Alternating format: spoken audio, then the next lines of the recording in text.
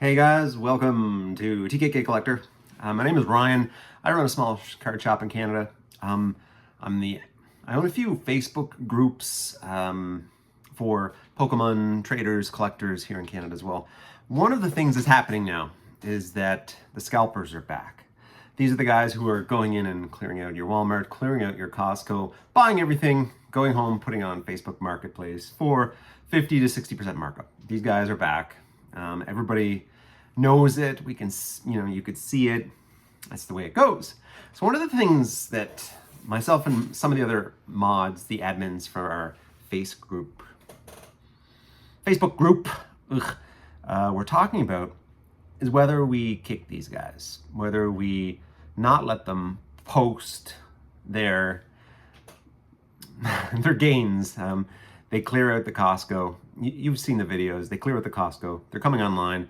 They're posting, So up here in Canada, there is a 2 tins and 151 ATB. And of course, there's Crown Zenith there as well. It's about $100 Canadian. So tax here in Nova Scotia, it's 115 bucks. One of the persons went in and they cleared it out. They took all of the 151s and they came and posted on our Facebook group. They're selling them for $185. So that's a $65 profit for them, maybe. And we were discussing, what do we do with these people? Because do we kick them? Now, let's talk about a 151 ETB. What is the market price? Right now it's 100 Canadian. So in theory, they're sort of charging market almost, even though we know that they picked it up at Costco for 100 for 2 tins, the 151. They're sort of charging market. But they scalped. They went in, they cleared out the Costco, they, filled their truck. Do we kick them? Do we boot them? And I didn't know what to do. And we decided to leave them be, which means not kick them. The only thing we commented on, and we try not to do price policing in our group. We have, we want it to be, welcoming sort of group in local areas for people to post questions and all that fun stuff. So we didn't ban them, we let them go. But one of the things we did do is we made sure that we also posted restocks. So when the new pallets showed up where there's 2 Costco's in our area, when the new pallets showed up, people would repost. 151 available now, $99 plus tax, 115 all in. We were doing that. So we're trying to undermine they made their money, right? They definitely flipped for profit these nice little ATB bundles. They didn't buy the Crown Zenith, they bought the 151. But we left them be. The only thing we did is we tried to show others that you can get them now. You can go to Costco, they're still there, they're in and out of stock, right? In and out of the warehouse. We were trying to make sure that we post whenever it was available, so that if you're lucky, you're there. There's 151 versions. There's still a whole ton of Crown Zenith, of course, but 151 versions, go ahead, find it. We're trying to do that. We're trying to persuade people not to pay the scalper prices. And it's going to be hard over the next 6 months because the Prismatic Evolution set is going to be sought after. It's going to be sought after. The set after that, which is possibly the Team Rocket style set, going to be sought after. Set after that, maybe like partner trainer Pokemon after that, it's going to be sought after. The next 6 months is potentially going to be a little bit welcome back to the scalpers in our community. Buying up everything they can, going home, putting on Facebook Marketplace right away. And the other thing is, sometimes people, sometimes stores, we see this as well. Sometimes stores will buy from Costco. I am guilty. I bought 2 ETB bundles, 151, from Costco. Am I selling them right now? No. I sold out all my store stock, but these 2 151 ATBs, they're going up on a shelf. They're going to be like, of course, I sold all my real 151, my distro source 151 ATBs. But these Costco ones going on my shelf. I did the same thing with Evolving Skies. I bought two Evolving Skies ETBs when you couldn't find Evolving Skies ETBs. You couldn't find 151 ETBs. So am I guilty? Yes. But am I flipping them and selling them? No. They're on the collector side of things, you know. Kai and I will probably rip them one day. Someday down the line, we're going to be ripping, you know, a $500 ETB of Evolving Skies if it ever reaches that. Probably will. That's why we bought it. That's why we keep it. But here's the thing. Try not to buy from scalpers. But unfortunately, scalpers are back. They're going to start buying up everything. They're going to start flipping on Facebook Marketplace. It's going to be difficult. And with this boom, there's a lot more interest right now. I've talked to all the local stores. Everybody is much more interested in Pokemon right now. Much more interested in buying cards. Much more interested in buying sealed product. And we're seeing it. A couple of the stores I know sold out of Surging Sparks. We are sold out of Surging Sparks, except Distro didn't send us all of our product. I had to get after them because they allocated us and they didn't send it all. So they made a mistake. What happens? They're sending it. So we are going to have more inventory of Surging Sparks when everybody else is sold out. That's okay. But it's coming, and we're going to sell it, and we're going to have a regular market price. We're not going to go crazy. Now, booster boxes, I think they're now MSRP here in Canada, which is crazy. ETBs, MSRP in Canada. So that's crazy. Leaves us sort of this question. With the craziness, we as a store, what do we do? Do we let newcomers come and buy out all our stocks, you know, to put it on Facebook Marketplace? Do we allow them to scalp from our store? Because, you know, we're an online basement store, etc. Prices are good. They're not best, but they're good. You know, I think they're cheaper in other areas. But do we sell them? And how do we prevent someone from buying out our inventory? Which, from a store's perspective, buying out inventory is fine. Like, you get your markup, you get your sale, move on to the next product. But what do you do when you think someone's a scalper and they're coming to buy out your product? Well, one of the things that I have to consider is if they're coming in and asking for large quantity of product,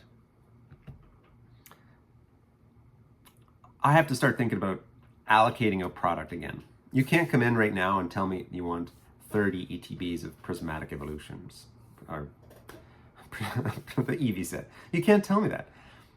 You never bought from me before. I got other people who've been with me for 3 years. They buy every set. They buy cases. Those are the people who are going to be let purchase first. There's lots of people who, you know, they'll buy one ETB. They'll buy one booster box. They'll buy a couple of booster bundles. They're going to get the opportunity to buy from me first. That's how it goes. You're going to see that too. You're going to see people almost like, not even putting it online, because small stores like us depend on our good customers. And the good customers were here when things were slower, and we have to reward them now. And if you're a small business and, you know, you had a good customer who was here all the time, and you give them a good price for booster boxes, you give them a good price for ETBs. You know, you're an onliner, they come, they pick up their ETB, they're always there, they're always buying from you. Maybe not a huge sum, maybe not thousands of dollars, but they're always there. You have to change the way you treat the people in this changing market. Because if you had those loyal customers, you got to make sure that you're loyal to them now, because they were loyal to you then. The opposite's true. It's hard to earn loyalty when you're just entering the hobby, and I'm sorry, you have to sort of edge your way into being the big buyer, because right now everybody wants to buy everything, and as a small store, we only get small amounts of product. We get allocated. Everything that we get sent, we probably have people who have bought from us, traded in singles, been with us all along, that we're going to offer the product to first. That's unfortunately the market. So what do you guys think? Is that fair? Your money is no longer as good as the money that was from the loyal customer? It's an interesting thing, right? Did you build loyalty with your store? Did you go to them, trade in singles, buy from them, buy the products that were fun. Did you do that? If so, are the stores being loyal to you, right? Is everything gone? Oh, I used to buy a ETB every time, and now they're full market price or they're higher than market price. Are you being mistreated by your stores? That can happen too. Some dubious stores are now like pumping the prices way up. And usually my prices are based on what I buy them for. I try to make a, very specific margin. If I have to rebuy, like let's say I wanted to go buy Twilight Masquerade right now, I would be paying 195 Canadian per box, maybe 210.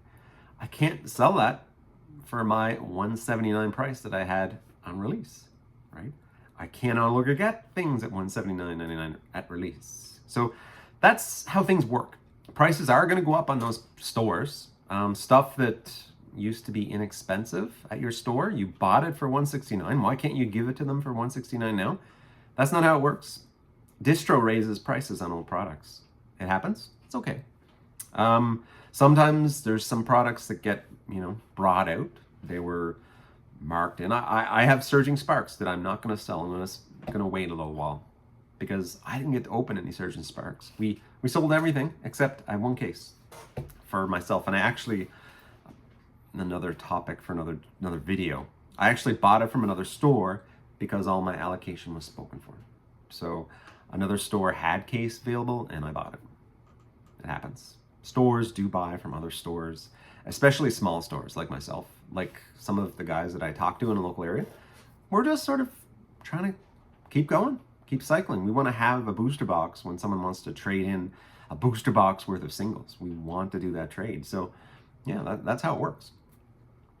But if you're a scalper and we sniff the scalping, if you plan to buy out your Prismatic Evolution case and then flip it for twice the price, very likely if your store's any type of intelligence, go ahead and do that at Walmart. Go ahead and do that at Costco. No one's going to police you except maybe Pokemon. Maybe Walmart will start policing them. But most stores, they're not going to be cool with that. You're not going to go, oh, I'm now a case buyer. I'm going to flip it on Facebook Marketplace. Small stores aren't going to really dig that. So if you're a case buyer before, if you're a case buyer in the different times, the more weaker market times, then you're going to get their cases. You're loyal to me, I'm going to be loyal to you. That's how it works. But what do you do with scalpers? They're back.